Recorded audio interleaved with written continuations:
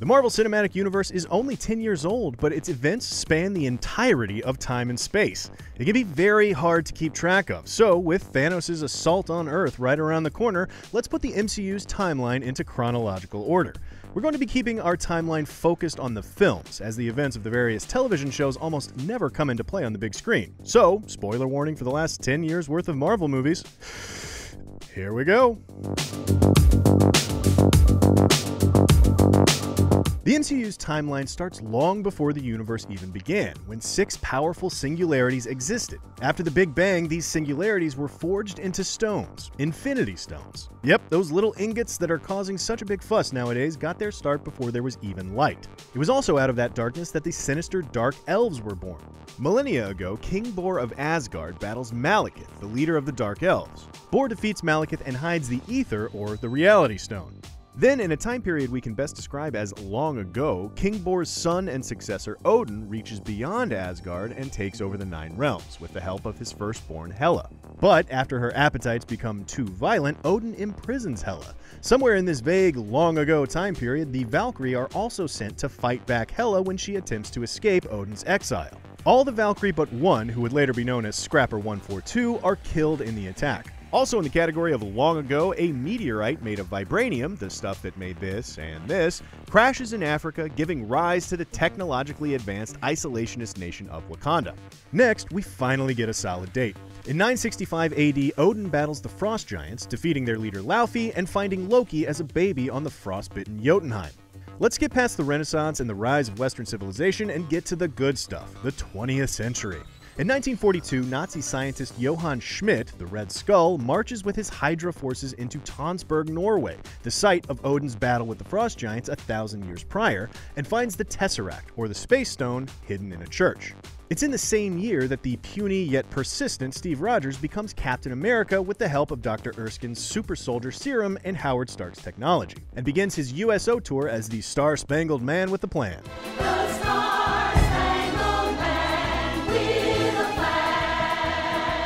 But Cap's not content to remain a song and dance man and quickly joins the fight against Hydra. Over the next 2 or 3 years, Cap battles Red Skull and Hydra. Though his best friend Bucky Barnes is seemingly killed in action, Cap successfully thwarts Red Skull's plan to attack the United States, crashing his bomber into the Arctic Ocean in 1945. Cap's sacrifice spurs the founding of the strategic homeland, you know what, no one said it out loud since Iron Man 1 came out, S.H.I.E.L.D. Cap sacrifices the inspiration for the foundation of S.H.I.E.L.D. Cap had a shield, S.H.I.E.L.D. Get it? Good. Moving on. Jumping forward to 1980, Ego, a powerful cosmic being known as a Celestial, travels to Earth. He finds love with Meredith Quill in Missouri and plants his seed. His weird alien flower. No, that's still uncomfortable. This thing. He puts this thing in the ground behind a Dairy Queen, which is the most important royal member of the MCU. Sorry, King Cat and Thunder Prince.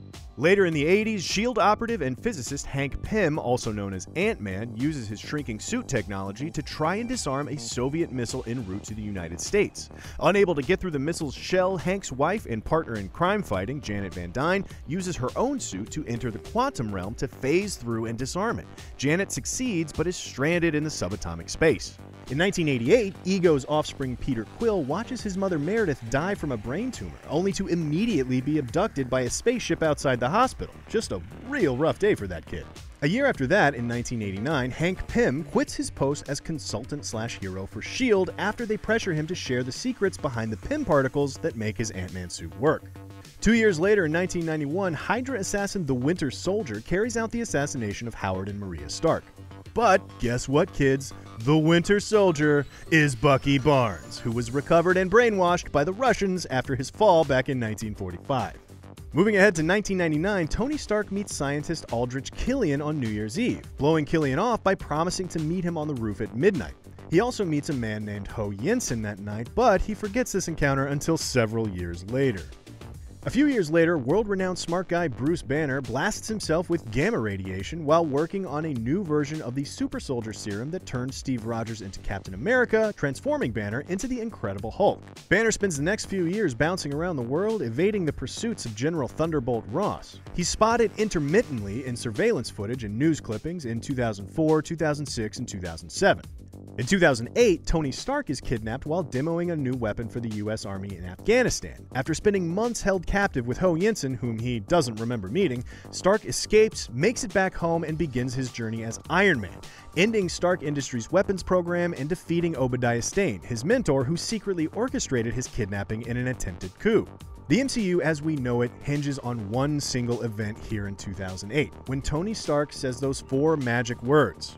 I am Iron Man. It's then that S.H.I.E.L.D. director Nick Fury approaches Stark, informing him of his nascent global protection program, the Avengers Initiative.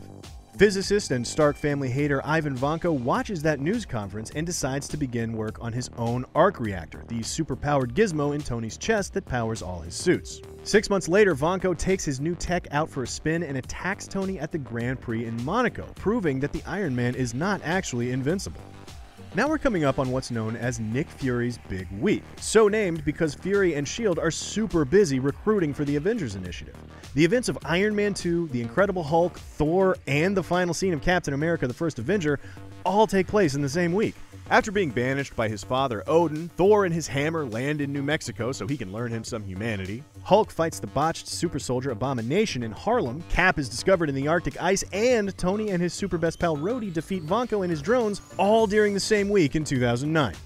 Cap wakes up in a fake hospital room inside a S.H.I.E.L.D. facility. We've all had those mornings, am I right? Thor just, I don't know, stands here with Heimdall looking at Natalie Portman, but meanwhile Loki continues to influence Erik Selvig in his work on the Tesseract. In 2012, Loki arrives on Earth and swipes the Tesseract on the orders of the Mad Titan Thanos, sitting on his throne overlooking the cosmos. We think. More on that indecisiveness later. In return for the Tesseract, Thanos has given Loki an army to take over Earth. I have an army. We have a Hulk. But thanks to the Avengers assembling for the first time for the Battle of New York, Loki's invasion doesn't work out. It does, however, announce to the world that both aliens and gods for sure exist. The other thing it does is create job opportunities for salvage companies like the one run by Adrian Toomes. At least that's what Toomes thought until the government-operated cleanup crew came in and took over. An embittered Toomes decides, screw it, I'm gonna be a bad guy. A vulture. In 2013, Tony Stark is suffering from PTSD as a result of the Battle of New York, but he overcomes that to battle a terrorist ringleader known as the Mandarin, who first turns out to be a drunk Ben Kingsley, but is actually Tony's old acquaintance, Aldrich Killian.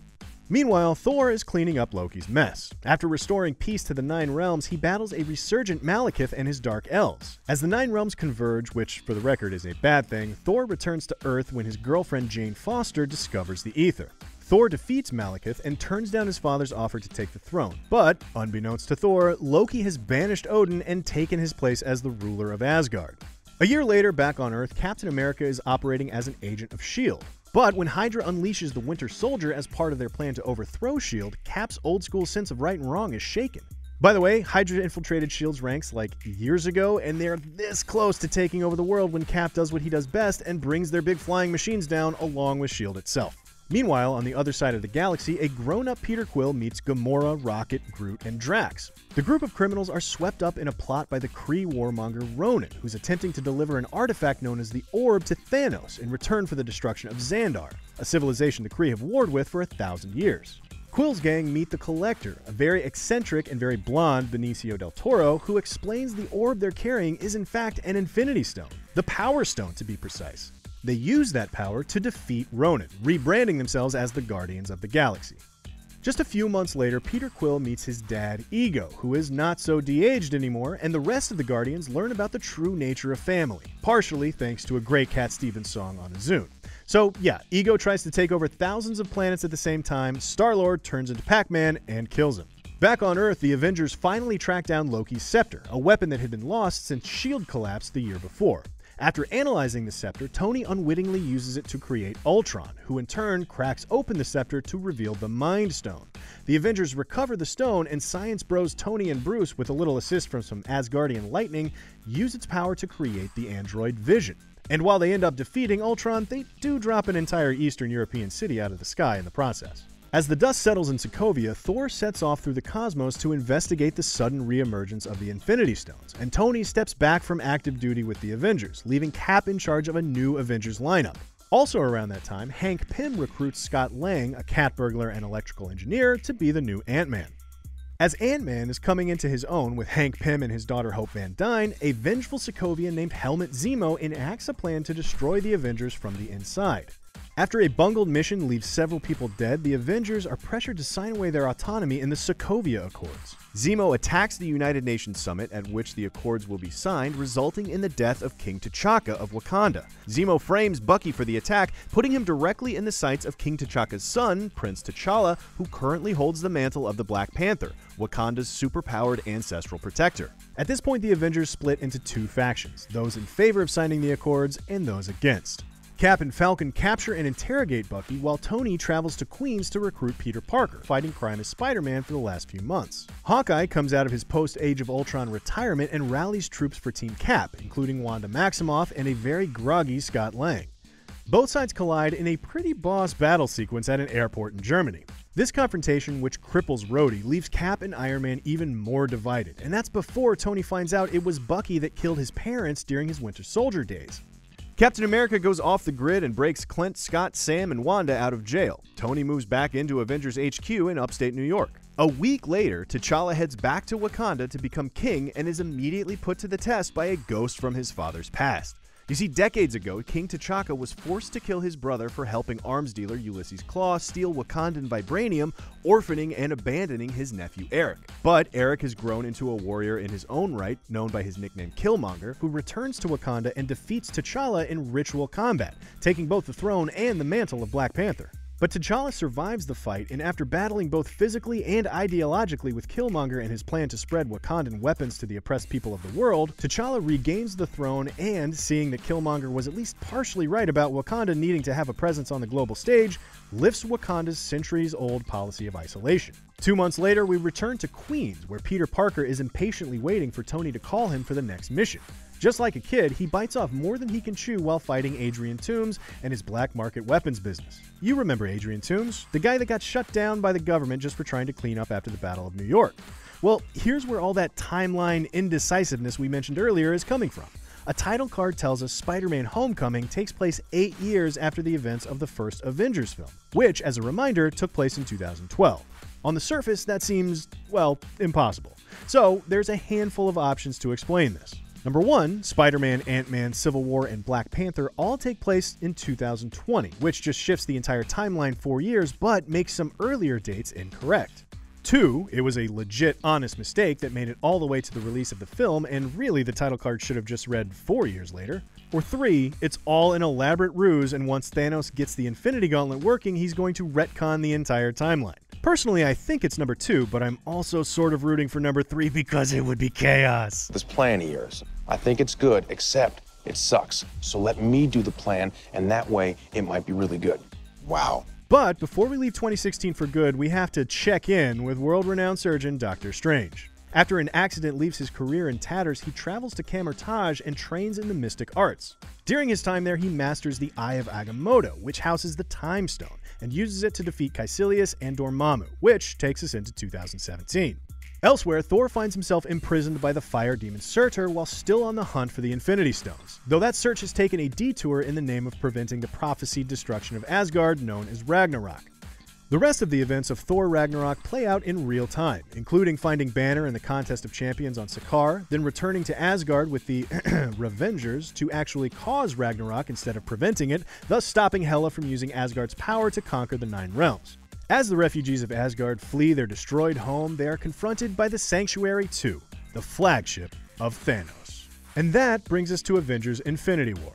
We've got Thanos actively looking to fill up his Infinity Gauntlet, and we know the whereabouts of 5 of the 6 Infinity Stones. The Space Stone is on the Asgardian Ark with Loki, the Reality Stone is with the Collector wherever he is these days, the Power Stone is locked away on Xandar, the Time Stone is around Doctor Strange's neck, and the Mind Stone is embedded in Vision's forehead, at least for now. As for the Soul Stone, we'll have to wait until Infinity War to find out. And that, ladies and gentlemen, is the MCU in chronological order. If you're an MCU historian, challenge our super academic findings in the comments, and for timelines of your other favorite franchises, check out Alien or Transformers in chronological order, and as always, be sure to follow and subscribe wherever you like to watch IGN.